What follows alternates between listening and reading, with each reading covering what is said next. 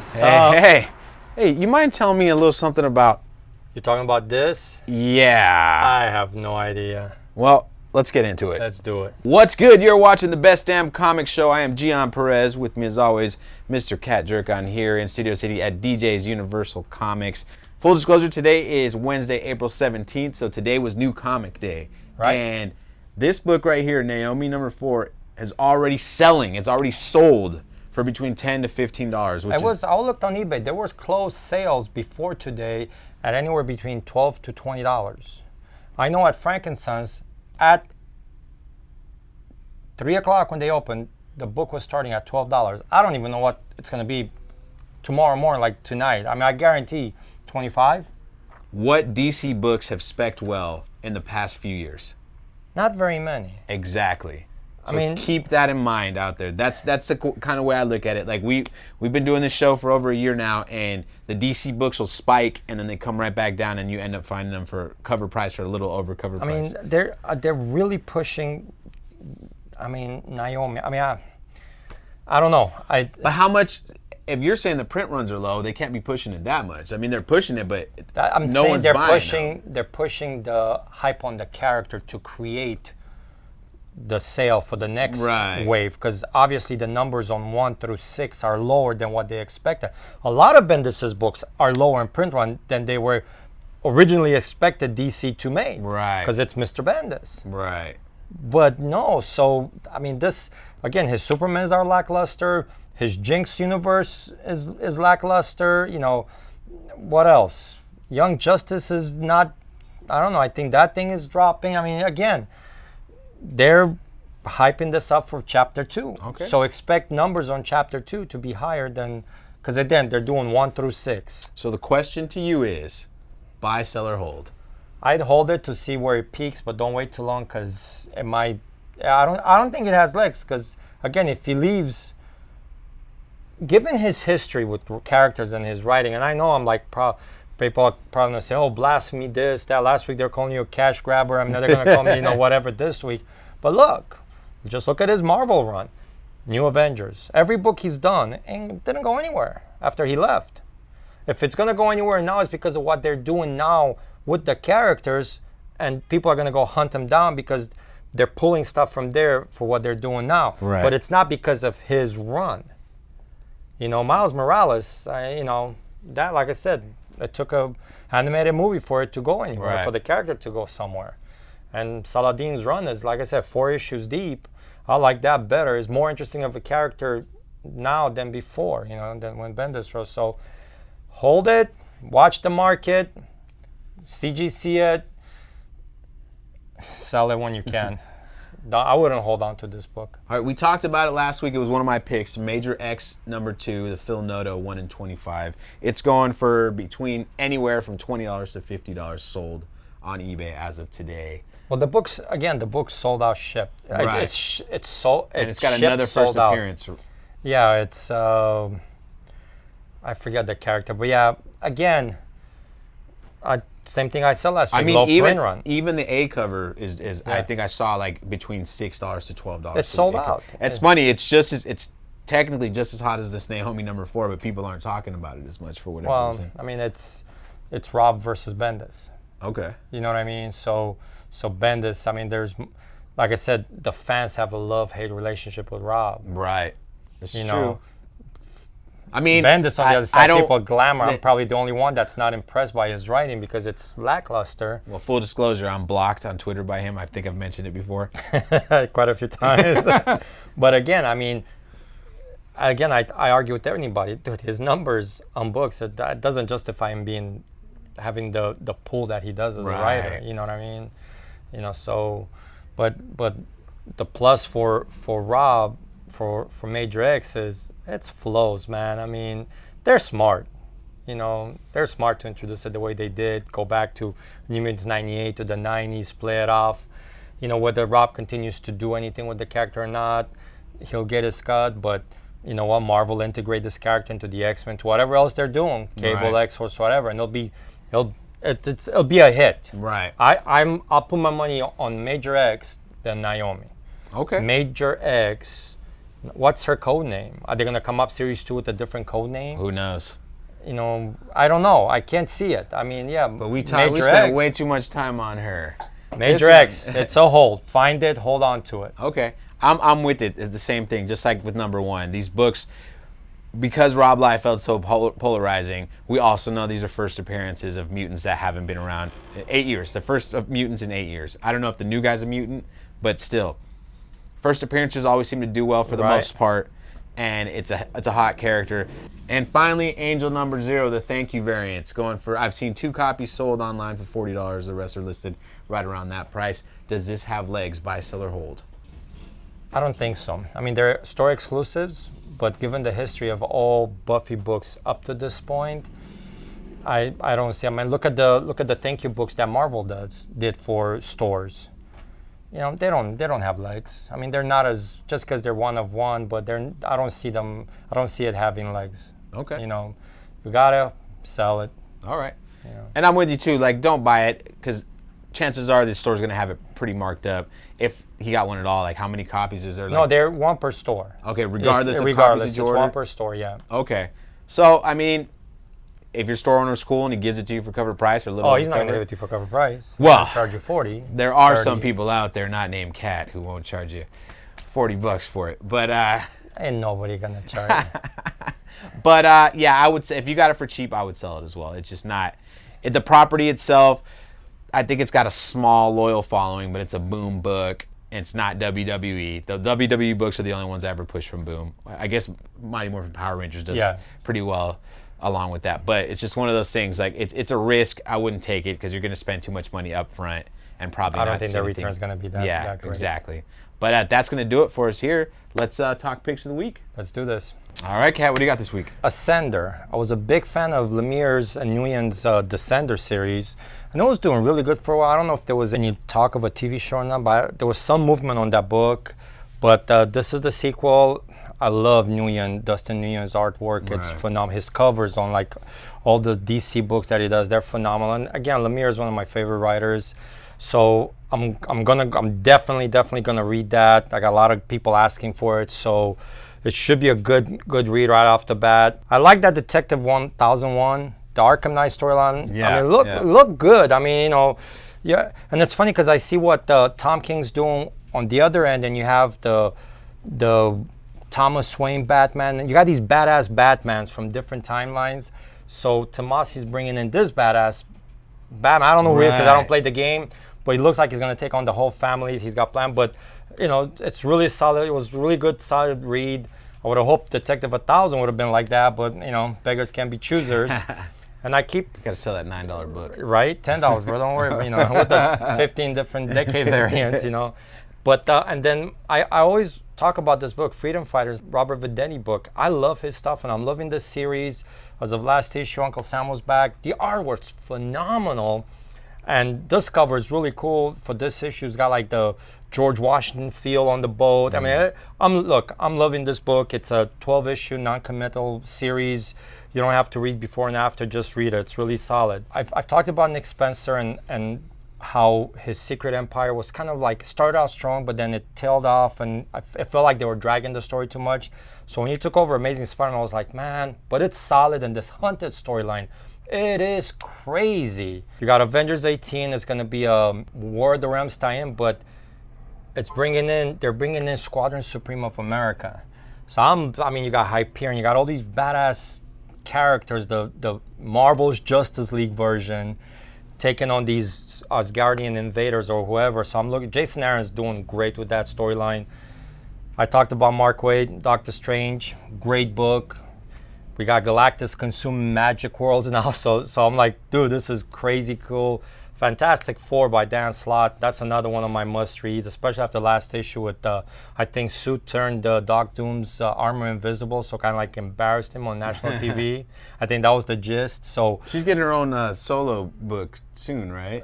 I mean, they're expanding there. You know, they got it. I mean, they got to make a movie, right? They're talking about female-led movies. Yep, this is true. You know, Sue's, you know, she's pretty powerful, strong lead. So there you go. Hulkverines. Greg Pak's doing great. You know, you get to see Hulk, Wolverine, and Weapon Age. And then the next step for them is going to be in War of the Realms.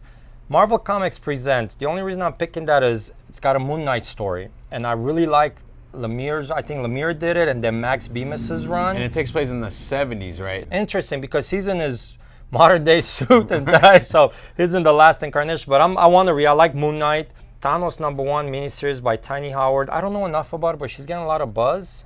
Okay. I And, don't know. Yeah, but we're talking Gamora. You get the whole relationship between Thanos and Gamora. And the movie comes out And the next day as well, so it's, you know, So it's a Marvel guy. knows what they're doing exactly. with these release dates. And then the last one is that Venom 13. It's Donny Cates. I'm loving Venom right now. You got to tie in with War of the Realms, and you got to remember he tied it in. Jason Aaron tied it in with Null, and Malekith is looking for Null. So there's some crazy shit gonna happen with Venom right now. So, and the book's been selling out, dude. I'm like, I thought the first few were hot. Now the last 3 or 4 issues are like, you can't find them anywhere. How much of that do you think has to do with the whole Immortal Hulk thing? Like, people don't want to miss out on some of these darker type storylines. Dude, did you see the reprints on Immortal Hulk next Yeah. week? Oh my God. And it's like, it's insane. They're like reprints 3rd, 2nd, and 16. They just came out. I'll tell you, it is. It's that good of a storyline, and a lot of people are missing. There's other books in the Marvel universe that you gotta keep an eye out, because they're tying it in everything nice and smooth. But it's another solid week for me next week. All right, for variants this week, I got 5 books here. I got Batgirl number 34. Josh Middleton is back. We all know what those other Batgirl books have done. Also, beware though, all the dealers are up on it. Cat will tell you, those prints for those B covers are going up way higher than they were before. I think the numbers are lopsided, where they're selling more variants than they are on the regular cover. So If you get it, I wouldn't get it necessarily for spec, but to complete the set, you know, because I think you can move the set better than you can the individual book eventually. right, especially if you have like the earlier ones that he did. Exactly. Detective 1002. We got Mark Brooks with another design book. This one, what do you call that armor? It's like Batman's. It's like Batman's Hulkbuster, but meant for Superman. It's the armor that we saw in Batman versus Superman, and it's also I don't know what the name of the armor is, but and it's Mark Brooks. it's a Mark Brooks cover. It's the armor. I think that's another thing to collect all those like blueprints books as a set. Right. It's not a bad thing to do. You got Black Panther number 11, Raza Asgardian cover. It's just, I love Raza. I'm a big fan of his. Yes, you are. Yeah. He does great stuff. He does great stuff, and I love his color schemes and everything. And it's a cover price book, so be on the lookout for that. I don't know if it's gonna move anything. These Asgardian gimmick books that haven't done anything yet, but Cat will tell you, the Venomized books from 8 years ago. You never know. Then you got Marvel Comics Presents number 4. It's a Bill Sienkiewicz cover. It's already sold out at Midtown. That's always a good sign. I don't know It's if a 1 in 50. It's a 1 in 50. Their ratio for that book, they don't have anything cheaper than 1 in 50. They don't do 1 in 25. So it's a 1 in 50, and I'll tell you, I mean, at a $4.99 cover price, not many people order the book. The stories in them are hit and miss so far. So yeah, 1 in 50 sold out. Yeah, it's a good book. I think the only thing you got to be wary of is Bill Sienkiewicz, because his covers don't necessarily do that great in the long term. True, but they've been great. They're man. great. The artwork is wonderful. Until somebody has to snap somewhere and say, dude, this is great artwork. Right. Because he's been around for a minute. I just think he kind of gets the Alex Ross treatment as well. You know, like he does these great ratio covers. And he's not as sketchy pencil-y as he used to be. Right. It actually looks fine, looks good, Finally, we got Venom number 13, also an Asgardian variant. In-Hyuk Lee. We've been talking about this guy now. I think it's been a year now. He's starting to do it's a long-term play with this guy. It is. I feel it is. He's a solid artist. Right. He's a solid cover artist. And it's got Venom. Collect them. Yeah, and it's got Venom on the cover. Right. Like it's a good-looking cover. So this might be it. Yeah. So just look out for this, guys. It's just something to look out for. This is stuff that I like. Not necessarily anything that's going to pop in the future, but we've had some pretty good picks in the past. I think we have, yeah. Looking at We've done okay. We've done okay. We're done okay. All right, well, that's enough for variants this week. Let's talk some shop. Let's do this.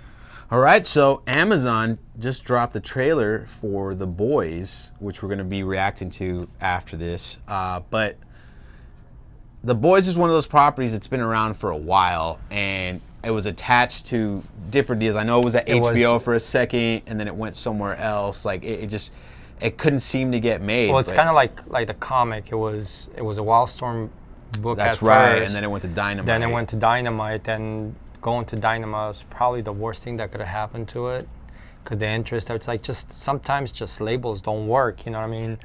And I mean, it was hot for a minute, but it just it disappeared, you know what I mean? Right. And it is Garth Ennis, and it's like, man, I love Garth's writing, but and these are like what, superheroes on crack? This is worse than. I think, if I'm Like not mistaken, the Criminal. premise is like they're like a super team, like assassins or something. So like I mean, we're gonna. If you're fans of the boys, I'm not. I've never read the book. I just know it's got a big cult following, and people were excited. Initially, when they got the HBO development deal, the books spiked, Spiked, and then yeah, they came they back went down. down. But now it's on Amazon, and the cool thing about this is Amazon's first comic book show. They haven't made one before. Right. So it's, I don't know. I don't know. I mean, look, it's Garth Ennis. I love Garth Ennis, Preacher, you know, the Punisher Max series. I mean, the book is very readable, but it has a certain audience. Right. It's definitely a mature audience. Could, yes, and it could hurt the back issues. I mean, it could and it could not. And then again, you can get the trade paperback. So print runs were low. You're going to find, so there could be a spike in the book because of the low print run. Who kept them? They probably ended up in dollar quarter bins after all these years. So it's a I don't know. I mean, I'll be interested to watch it because I like the book. I like Garth Ennis. So I'll be interested to watch it to see just how crazy it's going to be. Because Preacher is sure not crazy, so maybe they can do crazy stuff with this. Right, because it's on Amazon. Because it's on Amazon, and there's other things about it. Amazon's got deep pockets, and so far they've been putting out some pretty quality stuff of their own original content. Right. So I think it might be pretty good. Just make sure to check out our trailer reaction once we put it out, guys. An article came out this week that Marvel is pushing really hard to cast specifically a gay Asian actor for their Eternals movie.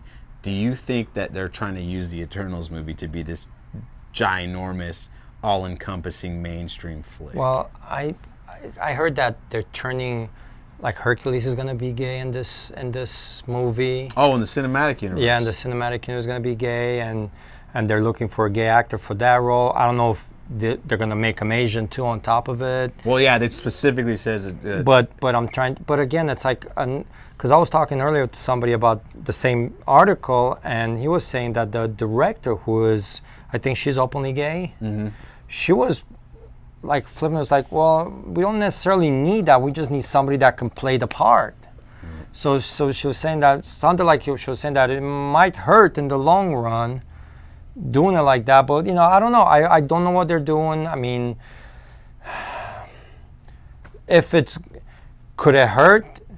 It could hurt in the long run, I think. I mean, if it has the story, the plot, I mean, then people are not going to care. But if it's bad and they accentuate, you know, because again, you know, who you market to. Right. That's the thing. Who's got the buying power? Right. I mean, we've seen the backlash for Star Wars: The Last Jedi. Like, so many people complaining about the overtly socio-political messages in that film. And look at CW. A lot of the shows are hurting, getting canceled because of all the political stuff and the social stuff that they're doing. These shows, the only show that's still solid is Flash. Everything else is wavering off. Arrow's done. I mean, I think there's a possibility that people are just so bombarded with politics in every aspect of their life now, be it on social media, be it on the radio, be it at work, that you sit down at home and you watch a show, you just want to watch a show. Exactly. You don't want any of this stuff influencing it. And maybe I think people might just be getting tired of it, regardless of where you sit on the political spectrum. So, who knows? We go to the movies. I'm hoping for a good movie. Right. So if the movie's good, the story's good, maybe it'll overshadow everything that they're trying to do. But, I mean, it's interesting that they pick these characters as well, because now that they have... Because they're unknown, so they can probably do things. They can get away with stuff. They can get away with stuff, right. you know what I mean? People aren't going to get so mad when you change things, right. So that makes sense. See. Okay. Well, that's going to do it for us this week, guys. Thanks for watching. You know the drill. Smash that like button, leave comments. Subscribe if you're not a subscriber, and ring the bell if you are. Kat, take us away. Read comics. Read comics. Read comics. Go support your local comic book store. Pick up your pulls, and I'll see you guys next week.